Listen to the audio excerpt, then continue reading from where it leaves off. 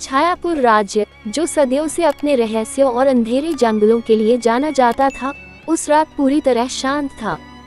यह कोई आम रात नहीं थी। आसमान में चांद नहीं था, बस एक खाली काला गड्ढा जिसे लोग काले चांद की रात कहते थे। ऐसी रातें केवल 100 वर्षों में एक बार आती थीं। राजमहल के भीतर रानी ईरावती प्रसव वेदना में थी। राजा उदयन चिंतित होकर सिंहासन कक्ष में चहलकदमी कर रहे थे। अचानक महल के सभी दीपक अपने आप बुझ गए। एक अजीब सी ठंडी हवा कमरे के भीतर बह चली और फिर एक तीव्र चमकदार रोशनी पूरे महल में फैल गई। लेकिन वह रोशनी आम नहीं थी, वह जलन देती थी। सैनिकों की आंखें चुंधिया गईं, रानी ने चीखें मारी और जब वह रोशनी घुली, रानी की बाहों में एक नवजात शिशु था, राजकुमार। परंतु जैसे ही रोशनी ने उसके चेहरे को छुआ, बच्चा रोने लगा। बच्चे की त्वचा जलने लगी। तुरंत ही राजवैद्य को बुलाया गया, पर किसी औषधि से उसकी जलन नहीं रुकी। अंत में एक बूढ़ा तांत्रिक बुलाया गया। उसने रानी से कहा, ये रोशनी साधारण नहीं थी महारानी, ये छाया परियों की रोशनी थी, जो अंधेरे में जीती हैं और उजाले से जलती हैं। आपका पुत्र उस श्राप से जुड़ा है। जब तक वो रहस्य उजागर नहीं होता, उजाला उसके लिए जहर रहेगा। राजा ने तुरंत निर्णय लिया और राजकुमार को एक विशेष कोठरी में रखा गया, जहां रोशनी कभी प्रवेश न कर सके। राजकुमार की उम्र जब उसे कोठरी में रखा गया, तब वह केवल 3 दिन का था। उस उम्र में ही उसकी त्वचा पर रोशनी का असर देखा गया और तुरंत उसे सुरक्षित कैद में डाल दिया गया और समय बीतता गया। उधर दूसरी तरफ गांव में गरीब औरत लड़की को जन्म देकर चल बसी। जैसे ही वो बड़ी होने लगी, उसे अजीब से सपने आने लगे। एक महल, एक सोया हुआ राजकुमार और 7 जलती हुई परियां जो खुद उजाले से बनी थी, दिखती और गायब हो जाती। राजमहल के सबसे अंधेरे कोने में बनाई गई थी वो कोठरी जिसमें रोशनी नहीं घुस सकती थी। इसी कोठरी में सोया था वह राजकुमार, शांत, निष्प्राण लेकिन जीवित। राजा उदयन ने उस कोठरी को सूर्य रक्षा मंडल का नाम दिया और उसकी रक्षा के लिए 100 सैनिक नियुक्त कर दिए, जो रात्रि पहरेदारी करते और किसी को पास न आने देते। दिन में कोठरी पर काले पर्दे डाल दिए जाते ताकि सूरज की एक भी किरण भीतर न जा सके। पर कोठरी के भीतर समय कुछ और था। राजवैद्य ने बताया था कि राजकुमार की धड़कन कभी कभी तेज हो जाती है, खासकर जब अंधेरे में कोई धीमी रोशनी पास आती है। मगर जैसे ही कोई उजला दीप जलता, उसकी त्वचा लाल पड़ जाती और दर्द से कराह उठता। राजा रानी ने उसे बचाने की 1000 कोशिशें की। दूर देशों से वैद्यों, तांत्रिकों और ज्ञानी साधुओं को बुलाया गया, लेकिन सबका एक ही उत्तर था, जब तक छाया परियों का रहस्य न खुले, ये उजाला इसके लिए जानलेवा बना रहेगा। दूसरी तरफ वो अनाथ लड़की माया, जिसकी माँ उसके जन्म होते चल बसी, पिता भी कुछ समय बाद चल बसे। वो बेचारी हालातों की मारी अकेली अपनी झोपड़ी में गुजर बसर करती। उसे बचपन से राजकुमार के और परियों का सपना आता। वो सपना धीरे धीरे उसके दिल में जगह बना रहा था। वो जानती थी यह कोई कल्पना नहीं, कुछ है जो उसे उस राजकुमार से जोड़ता है।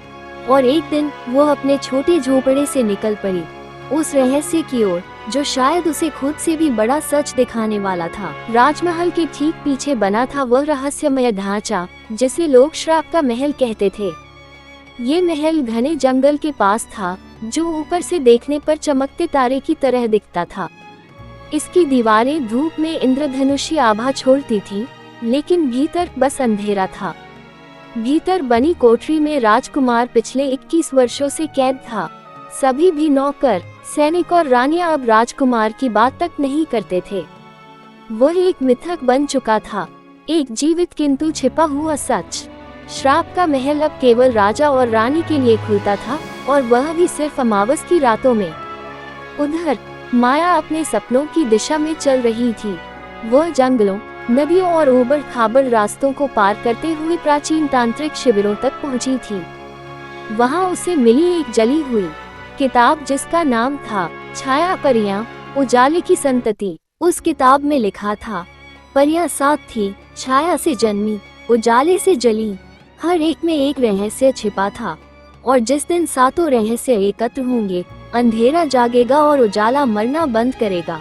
माया को समझ में नहीं आया कि इस कविता का मतलब क्या है। लेकिन उसे यह एहसास होने लगा कि उसका सपना, किताब और वह महल किसी एक बहुत बड़े सच का हिस्सा है। इधर राजकुमार की धड़कनें अचानक बढ़ गई। उसकी कोठरी में हल्की सी धूप की रेखा प्रवेश कर गई थी। रक्षकों ने तुरंत पर्दे खींच दिए। राजवैद्य डर गया। राजकुमार अब शांत नहीं रहा, मानो उसकी आत्मा कुछ महसूस कर रही हो। शायद कोई उसकी ओर बढ़ रहा है। माया की यात्रा अब एक रहस्यपूर्ण मोड़ पर थी। उसके सपनों ने उसे एक दिशा दी थी और अब वह उस दिशा में बढ़ रही थी। उसे पता था कि उसे छाया परियों को खोजना है, लेकिन यह नहीं जानती थी कि वे कहाँ हैं या कैसे मिलेंगी। वो घने जंगलों, ऊंचे पहाड़ों और गहरे नालों को पार करती हुई एक पुराने मंदिर के खंडहरों तक पहुंची। वहां उसे एक प्राचीन शिलालेख मिला, जिस पर लिखा था, जहां उजाला डरता है प्रवेश करने से, वही छाया परियां करती है निवास। 7 परियां, 7 रहस्य, एक सत्य, एक प्रकाश।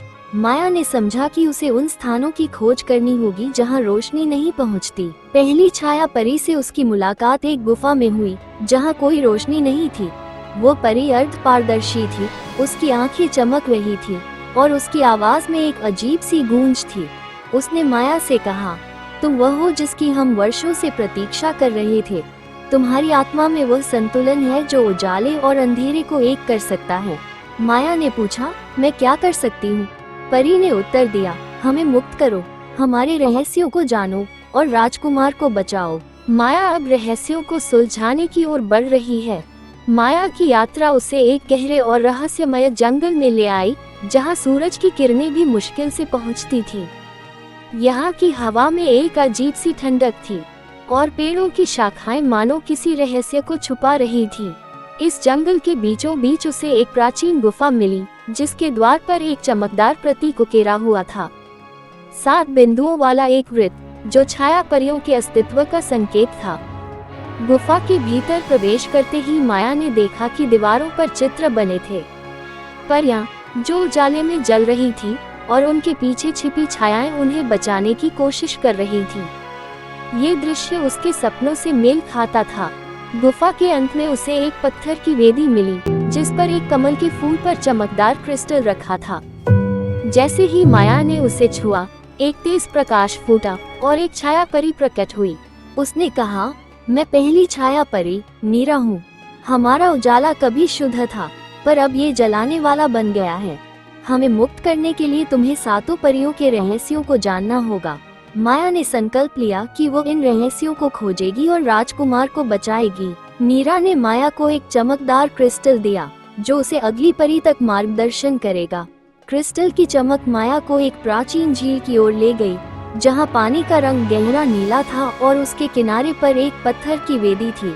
जैसे ही माया ने क्रिस्टल को वेदी पर रखा, पानी में हलचल हुई और दूसरी छाया परी लूमा प्रकट हुई। लूमा ने कहा, मैं दूसरी छाया परी हूँ। मेरी रोशनी जलन देती है, लेकिन तुम्हारी आत्मा में संतुलन है। तुम्हें हमारी शक्ति को समझना होगा। माया ने पूछा, मैं आपकी मदद कैसे कर सकती हूँ? लूमा ने उत्तर दिया, तुम्हें हमारे रहस्यों को जानना होगा और उन्हें एकत्रित करना होगा। जब 7 रहस्य एकत्र होंगे, तभी राजकुमार को बचाया जा सकेगा। माया ने संकल्प लिया कि वो सभी परियों के रहस्यों को खोजेगी और राजकुमार को मुक्त करेगी। माया की यात्रा अब उसे एक और रहस्यमय स्थान की ओर ले जा रही थी। पहली छाया परी नीरा से प्राप्त क्रिस्टल की चमक उसे एक गहरे जंगल के मध्य स्थित एक प्राचीन झील की ओर मार्गदर्शन कर रही थी। ये झील दिन के उजाले में भी अंधकार में प्रतीत होती थी, मानो उसमें कोई रहस्य छिपा हो। झील के किनारे पर एक पत्थर की वेदी थी, जिस पर माया ने नीरा से प्राप्त क्रिस्टल को रखा। जैसे ही क्रिस्टल वेदी पर रखा गया, झील की सतह में हलचल हुई और एक चमकदार प्रकाश के साथ तीसरी छाया परी अलारा प्रकट हुई। अलारा ने माया से कहा, मैं तीसरी छाया परी हूँ। मेरी रोशनी जलन देती है, लेकिन तुम्हारी आत्मा में संतुलन है। तुम्हें हमारी शक्ति को समझना होगा। माया ने पूछा, मैं आपकी मदद कैसे कर सकती हूँ? अलारा ने उत्तर दिया, तुम्हें हमारे रहस्यों को जानना होगा और उन्हें एकत्रित करना होगा। जब 7 रहस्य एकत्र होंगे, तभी राजकुमार को बचाया जा सकेगा। माया अब 4 छाया परियों के रहस्यों को जान चुकी थी। प्रत्येक परी ने उसे एक विशेष क्रिस्टल दिया था, जो उसे अगली परी तक मार्गदर्शन कर रहा था। अब पांचवी छाया परी की खोज में माया एक निर्जन रेगिस्तान की ओर बढ़ी, जहां दिन में तापमान अत्यधिक था और रात में कड़ाके की ठंड। रेगिस्तान के बीचों बीच एक प्राचीन मंदिर था, जिसकी दीवारों पर अजीबोगरीब चित्र उकेरे हुए थे। माया ने देखा कि इन चित्रों में परियां सूर्य की किरणों से बचने के लिए छाया में छिपी हुई थी। ये संकेत था कि पांचवी छाया परी यही कहीं है। माया ने अपने पास के क्रिस्टलों को मंदिर की वेदी पर रखा। अचानक एक तेज प्रकाश फूटा और पांचवी छाया परी साया प्रकट हुई। साया परी की उपस्थिति में एक गूढ़ शांति थी और उसकी आंखों में गहराई से भरा ज्ञान झलक रहा था। साया ने माया से कहा, तुमने अब तक जो सीखा है वो तुम्हारे साहस और समर्पण का प्रमाण है, लेकिन आगे की राह और भी कठिन है। माया ने उत्तर दिया, मैं तैयार हूँ, कृपया मुझे अगली परी तक पहुँचने का मार्गदर्शन करें। साया ने माया को एक और क्रिस्टल दिया, जो उसे छठी छाया परी तक मार्गदर्शन करेगा। पांचवी छाया परी साया से प्राप्त क्रिस्टल की चमक माया को एक प्राचीन पर्वतीय क्षेत्र की ओर ले गई, जहां समय मानो थम गया था। यहाँ की हवाओं में एक अजीब सी शांति थी और चारों ओर घना कोहरा फैला हुआ था। पर्वत की चोटी पर एक प्राचीन मंदिर था, जिसकी दीवारों पर समय की छाप स्पष्ट थी। माया ने अपने पास के क्रिस्टलों को मंदिर की वेदी पर रखा। जैसे ही क्रिस्टल वेदी पर रखे गए, एक तेज प्रकाश फूटा और छठी छाया परी एलिना प्रकट हुई। एलिना की उपस्थिति में एक गूढ़ शांति थी और उसकी आंखों में गहराई से भरा ज्ञान झलक रहा था। एलिना ने माया को एक और क्रिस्टल दिया, जो उसे सातवीं और अंतिम छाया परी तक मार्गदर्शन करेगा। माया ने अब तक 6 छाया परियों के रहस्यों को जान लिया था। हर परी ने उसे एक विशेष क्रिस्टल दिया था, जो उसे अगली परी तक मार्गदर्शन करता था। अब 7वीं और अंतिम छाया परी की खोज में माया एक रहस्यमय जंगल की ओर बढ़ी, जहां समय और स्थान का कोई बंधन नहीं था। इस जंगल के बीचों बीच एक प्राचीन वृक्ष था, जिसकी शाखाएं आकाश को छू रही थीं और जड़ें धरती के गर्भ में गहराई तक फैली थी। माया ने अपने पास के सभी क्रिस्टलों को वृक्ष के आधार पर रखा। जैसे ही क्रिस्टल्स को रखा गया, एक तेज प्रकाश फूटा और अंतिम छाया परी नायरा प्रकट हुई। नायरा की उपस्थिति में एक दिव्य शांति थी और उसकी आंखों में अनंत ज्ञान की झलक थी। नायरा ने माया से कहा, तुमने अब तक जो सीखा है वो तुम्हारे साहस और समर्पण का प्रमाण है, लेकिन अंतिम परीक्षा अभी बाकी है। माया ने उत्तर दिया, मैं तैयार हूँ, कृपया मुझे बताएं कि मुझे क्या करना होगा। नायरा ने माया को एक विशेष क्रिस्टल दिया, जो उसे राजकुमार के बंदीगृह तक मार्गदर्शन करेगा। 7 छाया परियों से प्राप्त क्रिस्टलों को लेकर माया ने उस रहस्यमय किले की ओर यात्रा की, जहां राजकुमार को वर्षों से बंदी बनाकर रखा गया था। किला काले पत्थरों से बना था और उसके चारों ओर अंधकार की एक परत हमेशा बनी रहती थी। किले के प्रवेश द्वार पर 7 जगहें बनी थी, जहां माया ने एक एक करके सभी क्रिस्टल रखे। जैसे ही अंतिम क्रिस्टल रखा गया, एक तेज प्रकाश फूटा और किले के द्वार खुल गए। भीतर प्रवेश करते ही माया को एक विशाल कोठरी दिखाई दी। उस कोठरी के बीचों बीच राजकुमार चुपचाप एक सुनहरी सुआयों की जाली में कैद था।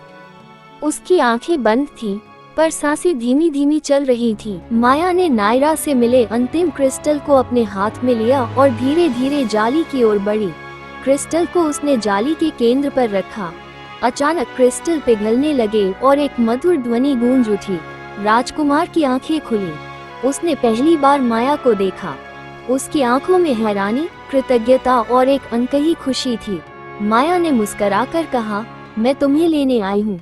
राजकुमार ने धीरे से उसका हाथ थामा और बोला, तुमने मुझे बचाया, क्या तुम मेरे साथ हमेशा रहोगी?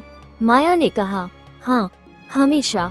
राजकुमार के मुक्त होते ही पूरे छायापुर में एक अद्भुत प्रकाश फैल गया। वो अंधकार जो वर्षों से इस राज्य पर छाया था, अब धीरे धीरे हटने लगा। राजकुमार ने अपने राज्य में वापसी की घोषणा की और सबसे पहले माया का हाथ थाम कर कहा, तुमने मुझे अंधकार से बाहर निकाला, क्या तुम मेरी रानी बनोगी? माया की आंखों में आंसू थे, पर वो मुस्कुरा रही थी। उसने सिर मिलाकर कहा, हाँ, मैं तुम्हारे साथ एक नया युग शुरू करना चाहती हूँ। पूरे छायापुर में उत्सव मनाया गया। परियां, जो पहले सिर्फ छाया की संरक्षक थी, अब उजाले और अंधेरे दोनों के संतुलन की रक्षक बन चुकी थी। उन्होंने भी इस मिलन को आशीर्वाद दिया। राजकुमार और माया का विवाह बड़े ही भव्य और दिव्य रूप में हुआ। आकाश में रोशनी के फूल खिले, हवाओं में संगीत बसा और जमीन पर लोगों की खुशी थिरक उठी। विवाह के बाद माया ने राजकुमार के साथ मिलकर छायापुर में नई नीतियां बनाई, जहां कोई भी अकेला, बेसहारा या अनाथ नहीं रहेगा। अंधकार अब डराने वाला नहीं था, वह भी उजाले का एक हिस्सा बन चुका था। और इस तरह एक अनाथ लड़की, जो कभी अपने अस्तित्व की खोज में भटक रही थी, एक दिन पूरे राज्य की रानी बन गई। लाइक करें, ज्यादा से ज्यादा दोस्तों को शेयर करें, कमेंट करें, सब्सक्राइब करना ना भूलें, बेल आइकन प्रेस करें ताकि मेरी वीडियो की नोटिफिकेशन सबसे पहले आपको मिले। मिलते हैं अगली कहानी के साथ।